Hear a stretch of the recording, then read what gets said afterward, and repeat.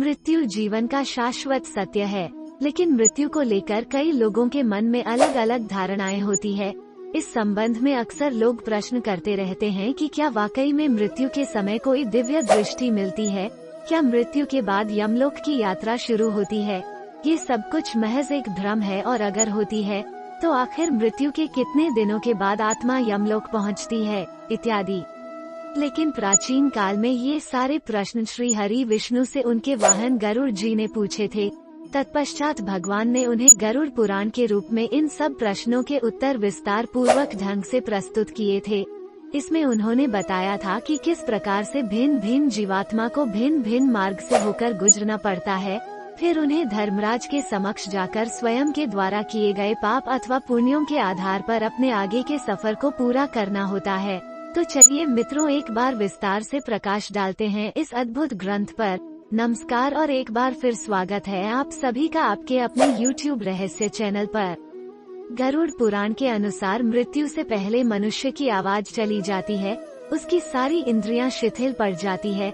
जब अंतिम समय आता है तो परमात्मा के द्वारा उसे दिव्य दृष्टि मिलती है, जिसके बाद वो सारे संसार को एक रूप में देखने लगता है। अब उसके मन के सारे विकार नष्ट होने लगते हैं। इस पुराण में बताया गया है कि मृत्यु के समय 2 यमदूत आते हैं, जो स्वरूप से अति भयंकर प्रतीत होते हैं।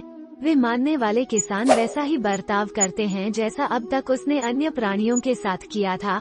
यदि मरने वाला प्राणी सज्जन है तो आसानी से अपने प्राण त्याग देता है, परंतु यदि वो पापी है तो यमदूतों के भय से ग्रस्त होकर हाँ हाँ की आवाजें निकालते हुए कष्ट से शरीर को तंग करता है। तत्पश्चात यमदूत उसके गले में पाश बांधकर उसे यमलोक की ओर ले जाते हैं। वो डरता डरता आगे बढ़ता है। मृत्यु का रास्ता अंधेरे और घर में बालू से भरा होता है। यमलोक पहुंचने पर पापी जीव को यातनाएं दी जाती है। फिर उसे धर्मराज के कहने पर 13 दिनों तक के लिए अपने उत्तर कार्यों की पूर्ति हेतु आकाश मार्ग से घर पर छोड़ दिया जाता है। घर आकर वो जीवात्मा अपने शरीर में फिर से घुसने का प्रयास करती है, लेकिन यमदूत के पाश से मुक्त नहीं हो पाती है।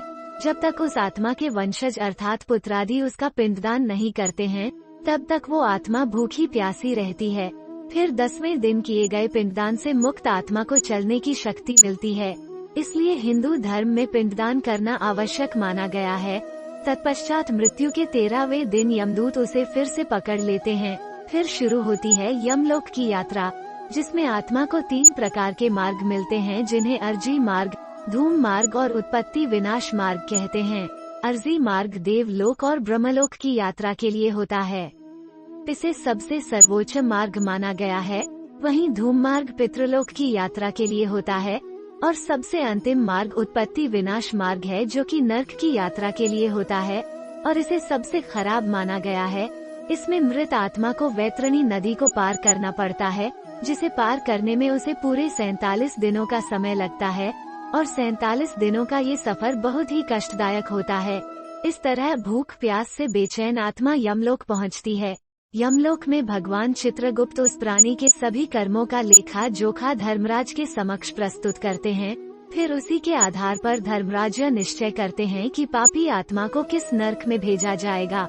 गरुड़ पुराण में लगभग 36 प्रकार के नरकों का उल्लेख किया गया है, जो मनुष्य की कल्पना से भी ज्यादा भयावह और कष्टदायक है।